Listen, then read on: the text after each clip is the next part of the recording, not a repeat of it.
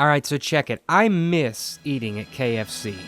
When I was a kid, Kentucky Fried Chicken was the bomb. My 7-year-old heart would jump with joy whenever my grandparents decided to pull into the KFC in my hometown for lunch. We'd get a big bucket of the 11 herbs and spices, green beans, coleslaw, enough Pepsi Cola for everybody, the whole 9 yards, and it was awesome. You couldn't beat it. Who needs Christmas when you've got KFC? The chicken was crispy, the restaurant was clean, and the eating was good. But 20 years later, I go to KFC practically never. Maybe the drive-thru if there's absolutely nowhere else to eat, but never, ever, ever inside. Why? Because KFC ain't what it used to be, and we all know it. The past decade hasn't been kind to the Colonel. Consumers have rated the restaurant as consistently terrible. They've been overtaken by Chick-fil-A as the largest chicken chain in the US by sales. They have a truly awful marketing campaign that's generated more anger than interest. They ranked at the very bottom of customer service in 2013, and they've been steadily closing stores since 2005. So, what's going on? You might not know it, but there are 5 keys to the success of your average fast food joint. Fail in any of these areas and folks aren't gonna want to buy your product. The less folks buy, the less money you make. Less money you make, the closer your franchise comes to extinction. So let's see how your average KFC stacks up. First thing you're going to need is fast and efficient service. QSR puts Kentucky Fried Chicken in the middle of the pack, not poor, not great, with an average service time of 3.39 minutes and an 88.6% accuracy on orders. Now, a question for the Colonel's corporate bigwigs. If you owned a skydiving business and the parachutes only opened 88.6% of the time, would that be acceptable?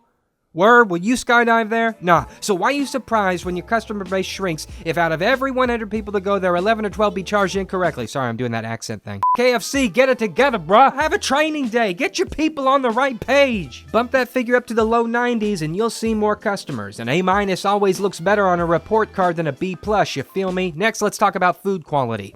Look, I know it's a little bit picky to ask for a bucket of fried chicken to not be totally greasy, but why ask me if I want original or crispy if it's all going to be covered in oil anyway? Just ask me what you're really asking.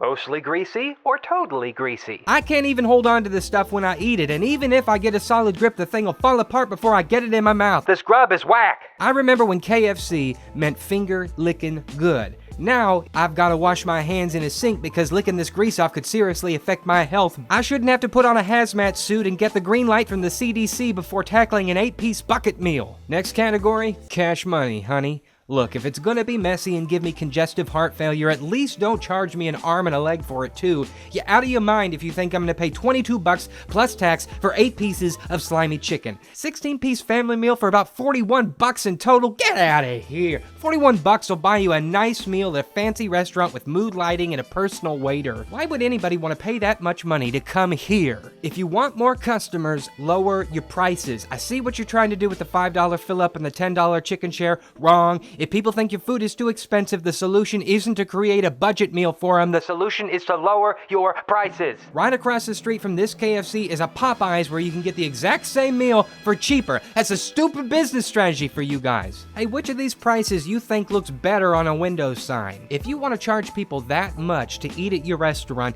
at least let the dining experience be worth it. And that leads us to our next point, the cleanliness of your crib. So you want to know the real reason I don't go to KFC anymore? Here it is. This is me walking into a KFC while out on the road. Totally unplanned, didn't set anything up, just walked into a random location without preparation, and oh look, it's completely disgusting. Know how I knew it would be? 'Cause y'all have a serious sanitation problem.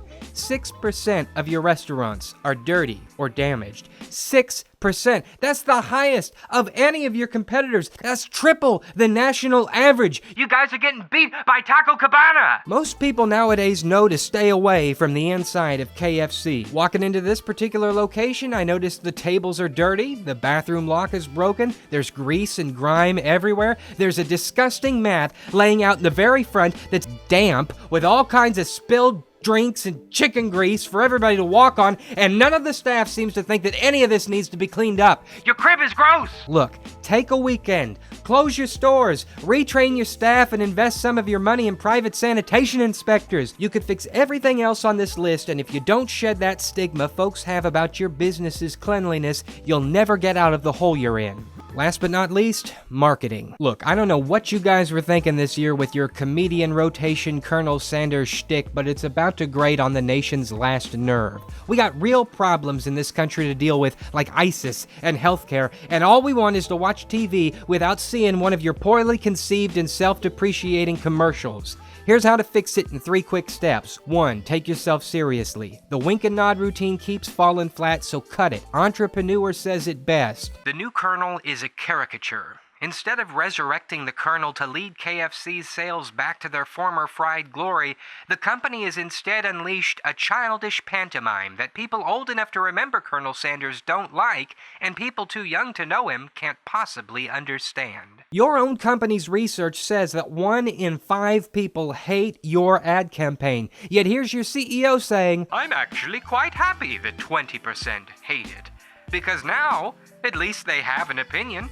They're actually talking about KFC, and you can market to love and hate. You cannot market to indifference." Hey Greg, respectfully, fire yourself. The indifference folks were feeling came from years of you giving everybody the impression you don't really care about the quality of your product. If you don't care, why should we as consumers care? Your problem isn't that you're losing relevance, it's that you're acting indifferent to legitimate problems. Until you want to take your business seriously and advertise a KFC that people will, be happy to eat at, you're not gonna rebound. Step 2, embrace nostalgia. If you want a new Colonel, cut the live action one, go animated. No, not this train wreck, go retro. Get the guys from Fallout to handle the aesthetic and you'll have a marketing strategy that looks completely different from anything else out there and you'll find your footing. Think about it, how many fast food restaurants do you know are doing hand-drawn animated commercials these days?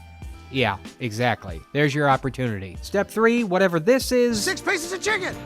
Or 12 hot wings! Or popcorn nuggets! Now get out there! Stop it. It's not funny. None of this is funny. You're not gonna annoy someone into buying your product, right? So why do you want to annoy your customer base? Ugh. Look, it's not like the good folks at KFC don't know any of this. They've somehow pulled it off in foreign markets. KFC's exploded in popularity overseas, especially Japan.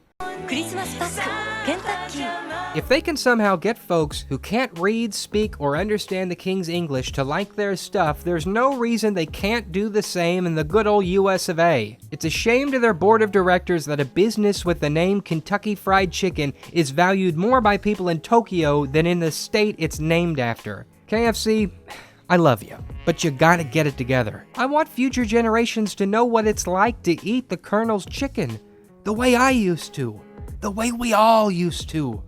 Your ship is sinking, but you still have time to fix it. If you find yourself in doubt, just remember to ask, what would the Colonel do?